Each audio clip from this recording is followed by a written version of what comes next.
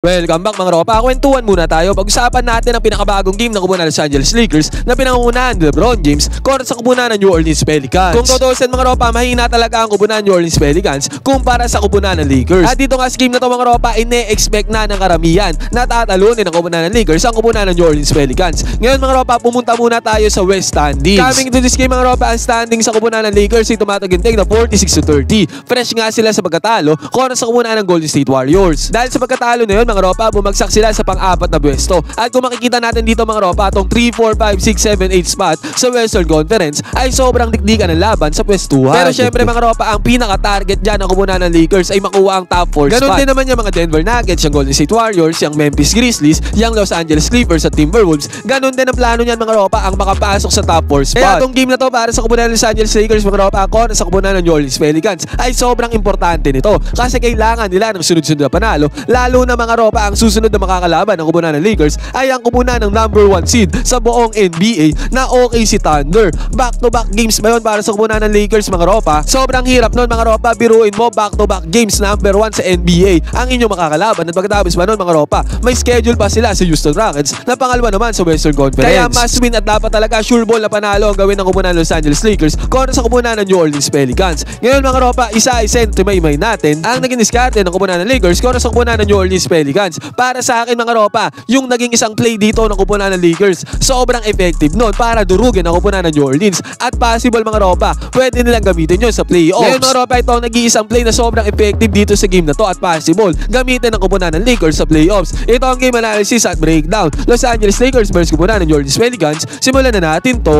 Okay game. Ngayon mga ropa, dito sa unang possession ng kupunan ng Lakers na i-kick out agad yung bola kay Austin Reeves dito sa may left side court 3-pointer. Parang doon sa game sa kupunan ng Golden State Warriors mga ropa, dito nakuha ng kupunan ng Lakers sa kanilang first points sa left side court 3-pointer ni Austin Reeves. Pero this time mga ropa, hindi gumana yan. Mintes sa tirada dito ni Austin Reeves. Buti na mga ropa, nakuha niya yung offensive rebound dito. Kick out kay LeBron James sa may top of the key 3-pointer. Pasok ang tirada ni LBJ dito sa may top of the key. Buena mano na punto si LBJ. Basket is good. At ito na mga ropa, dito pala sa second play gagawin ng kupunan ng Lakers yung left side court 3-pointer dito ni Austin Reeves. Sa pagkakataon na to mga ropa, mando ng bola dito ni LBJ. At kitang-kita natin dito, nag-set ng screen dyan si Jackson Hayes. Intended yan para talaga yan kay Austin Reeves dito sa may left side court 3-pointer. Nakuha naman ni Jackson Hayes dito yung defender na possible mag-close out kay Austin Reeves. At ang nangyari dito mga ropa, pukol ng 3-pointer dito ni Austin Reeves. Pumasok yan mga ropa. Successful gameplay para sa kupunan Los Angeles Lakers. Basket is good. At ito ba mga ropa, sunod na possession dito ng kupunan Los Angeles Lakers. Luka Doncic siya nagmamando ng bola dito. Set ng screen dito ni Jackson Hayes mga ropa. Ito na yung sinasabi ko mga ropa na nag-iisang play na ginamit ng kupunan ng Lakers dito na sobrang effective dito sa game na to. Pick and roll gameplay to mga ropa, mando ni Luka Doncic ang bola, konting penetration. Na-attract ni Luka Doncic dito yung dalawang defenders sa kupunan ng New Orleans Pelicans. Nag-roll na si Jackson Hayes papunta doon sa may lalim. At mapapansin natin mga ropa, walang close-out defense yan ang kupunan ng New Orleans Pelicans. Dapat may close-out defense yan mga ropa kasi nag-send sila ng double team doon sa ball handler ng kupunan ng Lakers sa si Luka Doncic. Kaya ang tendency out nito mga ropa, open na open si Jackson Hayes doon sa may lalim. Ang gandang pasa na to ni Luka Doncic. Resulta nito, easy 2 points para sa kupunan ng Lakers. Ngayon mga ropa, naging problema ng kupunan ng Lakers sa kupunan ng New Orleans Pelicans mga ropa ay si Jose Alvarado. Si Jose Alvarado mga ropa ay pumuntos na malaki dito sa game na to. 27 points nga ginawa ni Jose Alvarado dito sa game na to. At sa pagkakataon na to mga ropa, harap-harapan, kitang-kita natin dito. Walang depensa si Luka Doncic sa may 3-point area. Pinukulan siya dito harap-harapan ni Jose Alvarado. Basket is good yan mga ropa. At pagkatapos ba yan mga ropa, gumamit ng high screen action dito ang kupunan ng Pelicans. At syempre sa pangunguna ni Jose Alvarado mga ropa, nakadrop defense naman dito si Jackson Hayes. Resulta nito mga ropa, back-to-back 3-pointers ang ginawa dito ni Jose Alvarado. Basket is good. At pagkatapos ba yan mga ropa, good penetration ba ang ginawa dito ni Jose Alvarado. Pumasok ang good penetration na yan mga ropa dahil dyan 17-15 ang score dito sa may first quarter. Lamang agad dito ang kupunan ng New Orleans Pelicans.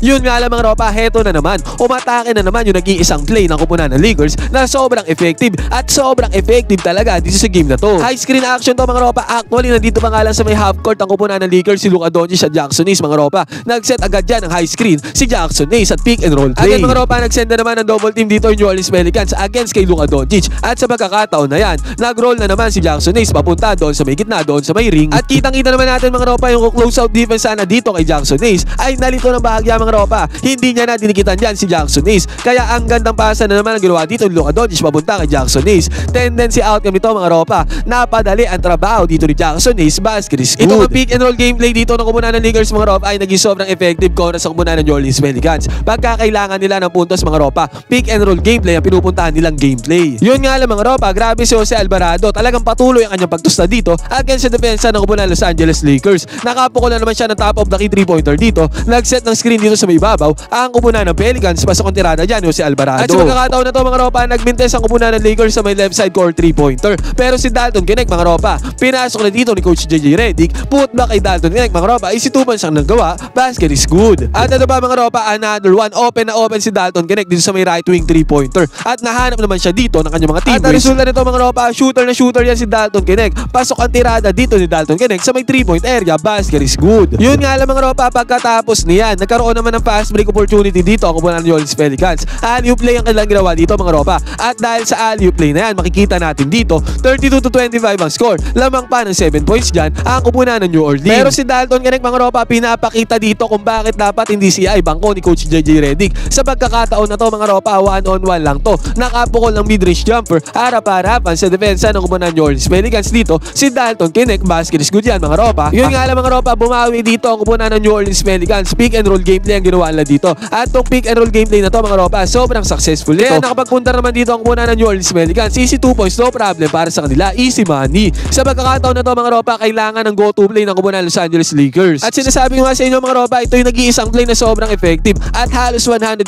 ang accuracy rate nitong play na to. Sa pagkakataon na to mga ropa, LeBron James ang nag-ahok ng bola. Sinitan siya dito ng screen ni Jared Vanderbilt. At sa screen na yan mga ropa, na-attract ni LeBron James dito yung dalawang defenders sa kupunan ng New Orleans Pelicans. Sa konting panahon na to mga ropa, naipasa agad ni LeBron James yung bola papunta kay Jared Vanderbilt. Good cut din ang ginawa dito ni Jared Vanderbilt. Tendency outcome nito mga ropa, walang kahirap-hirap. Napadali ang trabaho dito ni Jared Vanderbilt. Easy 2 points para sa kanya. Basket is good, easy money. Yun nga lang mga ropa, sa first half sa bawat tirada ng kupunan ng Lakers ay lagi may sagot ang kupunan ng New Orleans Pelicans. Nakapukol sila ng 3-pointer dito mga ropa, pasok yan. At si LBJ mga ropa, buti na lang. Sumagot dito ng kanyang version ng 3-pointer. Harap-harapan mga ropa, may bantay dyan kay LBJ. Pero pumasok yung tirada na yan, LeBron James, basket is good. At pagkatapos pa nito mga ropa, nagkaroon na naman ng possession dito ang kupunan ng Lakers. Dito naman sa may mid-range mga ropa, again, LeBron James na naman ang may hawak ng bola dito. At harap-harapan niya rin, tinirahan dito sa may mid-range jumper ang depensa ng kupunan ng New Orleans. Pasok ulit yan mga ropa, basket is good. At pagkatapos pa nito mga ropa, bumulusok na sa opensa ang kupunan ng Los Angeles Lakers.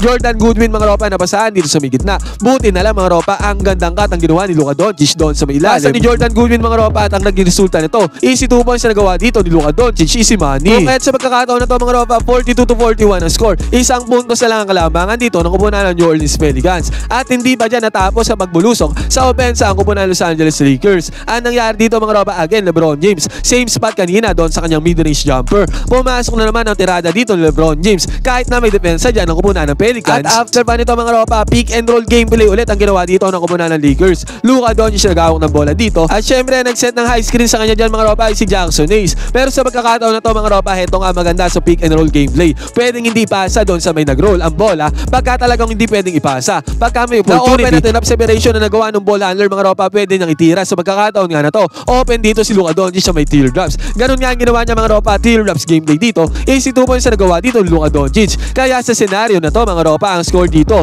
sa isang iglap naging 49-44. Lamang na ng 5 points dito ang kupunan ng Los Angeles Lakers. At pagkatapos man ito mga ropa, nagmintas sa tirada dito ng kupunan ng New Orleans Pelicans sa may tira nila sa may 3-point area. At nag-open up to sa opportunity ng kupunan ng Lakers para mag-pass break. At ang nanguna din sa may pass break mga ropa ay walang iba kundi si Dalton Knecht. Slam dunk ang ginawa dito ni Dalton Knecht, basket is good. At pagkatapos man yan mga ropa, heto ang gandang play to na ginawa ng kupunan ng Lakers, courtesy of Luka Doncic. Although mismatch siya dito si Jose Alvarado mga ropa, kasi maliit na dito si Jose Alvarado kumpara sa height dito ni Luka Doncic. Pero ginamitan pa nito ng switch ni Luka Doncic mga ropa para makuha niya yung defender na mas malaki at mas mabagal. At nung nakuha niya na yung defender na yan mga ropa, ang ginawa Luka Doncic dito, ginalawan niya sa may 3-point area. Ang layo nito step back 3-pointer na to mga ropa para kay Luka Doncic. Pero still mga ropa, yung step back 3-pointer na yan, nakapag-create siya ng enough space, enough separation against sa kanyang defender. At ang resulta nito mga ropa, napakagandang move. Pasok ang tirada dito ni Luka Doncic, basket is good yan mga ropa. Tendency outcome nito, 58-48 ang score, lamang na ng 10 points dito ang kupunan ng Los Angeles Lakers. Dito naman sa second half mga ropa, sa third quarter, maaga nagpainit dito ang kupunan ng New Orleans Pelicans. Lahat yan mga ropa sa pangunguna ni Jose Alvarado. Dalawang magkasunod na puntos ang ginawa dito ng New Orleans Pelicans, basket is good. Buti na lang mga ropa si LeBron James at Austin Reeves. Hindi na yan na magdire-diretso dito ang mainit na offense ng kupunan ng New Orleans Pelicans. At pansinin din natin ang ginawang screen dito ni Jackson Hayes para kay Austin Reeves ang ropa. At sa screen na to mga ropa, kitang-kita natin na harangan dito ni Jackson Hayes ang possible defender na mag close out dito kay Austin Reeves. Pasa ni LeBron James kay Austin Reeves. Ang ropa, resulta nito, open na open dyan sa may 3-pointer dahil sa sinet na screen na to ni Jackson Hayes. Pasok ang 3-pointer dito ni Austin Reeves. Ang ropa, basket is good dyan. At ito pa mga ropa, another one. Good defense pa ang ginawa dito ng kupunan ng Los Angeles Lakers. At sa good defense na to mga ropa, nakapag-transition offense dito ang kupunan ng Lakers. Sa pangunguna ni Luka Doncic mga ropa, same move ang kanyang ginawa dito. Step back 3-pointer mga ropa. Enough space kaagad na nagawa dyan ni Luka Doncic dahil sa move na yan. Resulta nito, back-to-back 3-pointers ang ginawa ng kupunan ng Lakers. Pasok na naman ang tirada dyan ni si Manny. At pagkatapos pa nito mga ropa, ito pa, nagsilbing screen dito si LeBron James. Sa pagkakataon na to mga ropa, nag-recipient ulit ng pasa dito ay si Austin Reeves. Dahil sa screen na to ni LeBron James ang ropa, si Austin Reeves ay nagkaroon na naman ng enough space dito sa may ibabaw para pumukol ng 3-pointer. Pasok na naman ang 3-pointer dito ni Austin Reeves ang ropa, basket is good ulit. At pagkatapos pa nito mga ropa, another one mga ropa, Austin Reeves ulit ang tumirada dito para sa kumunan ng Lakers. Bigla nga bumulusok dito sa opensa si Austin Reeves. Sunod-sunod na punto sa kanyang ginawa dito mga ropa. At sa pagkakataon na to, another 3-pointer na naman to mga ropa. Pasok na naman ang tira dito ni Austin Reeves sa basket is good. At si Luka Doncic mga ropa, good penetration pa ang ginawa dito sa depensa ng kumunan ng New Orleans Pelicans. At sa good penetration na to mga ropa, nakapag-convert ng puntos dito si Luka Doncic. Basket is good din yan. Dito nga sa game na to mga ropa, nagtala si Luka Doncic na tumataginting na 35 points, 6 rebounds together with 6 assists. At after nito mga ropa, gumalaw pa si Luka Doncic sa may top of the key 3-pointer. At tong top of the key 3-pointer na to, Luka Doncic ay pumasok din para sa kanya. Sa pagkakataon nga na to mga ropa, bulusok sa opensa ang kupunan ng Los Angeles Lakers. Walang magisagot sa opensa ang kupunan ng New Orleans Pelicans. At dito sa may fourth quarter ng mga ropa, sunod-sunod na puntos pa ang ginawa dito ni LBJ, the King LeBron James. At sa sunod na puntos yan mga ropa, dito sa game na to mga ropa, nakapagpundar si LeBron James sa tumataginting na 28 points together with 8 rebounds. At dito sa fourth quarter mga ropa, nakapukol pa ng 3-pointer dito si Austin Reeves. Si Austin Reeves naman mga ropa, dito sa game na to ay nakapagpundar ng 30 points. Grabe nga ang big 3 ng kupunan ng Lakers. Ang tataas ng puntos nila. At eventually mga ropa, ay wala nang nagawa dyan ng kupunan ng New Orleans Pelicans. Tambakol sila against sa kupunan ng Los Angeles Lakers. Nakuha nga ng Lakers ang panalo dito sa game na to mga ropa, at dahil sa panalo na to, umabante sila sa top 3 spot ng Western Conference. Naging 47-30 ang kanilang standings mga ropa. Bumagsak naman ang kupunan ng Denver Nuggets dahil natalo ito sa kupunan ng Golden State Warriors. 47-31 ang standings sa kupunan ng Denver. Nakadikit na sa kailangan kupunan ng Golden State Warriors mga ropa. Ngayon, ano masasabi nyo dito sa game na to ng kupunan ng Los Angeles Lakers kontra sa kupunan ng New Orleans Pelicans? Pwede kayo mag-comment dyan sa baba ng inyong opinion. Magkwentuhan tayo.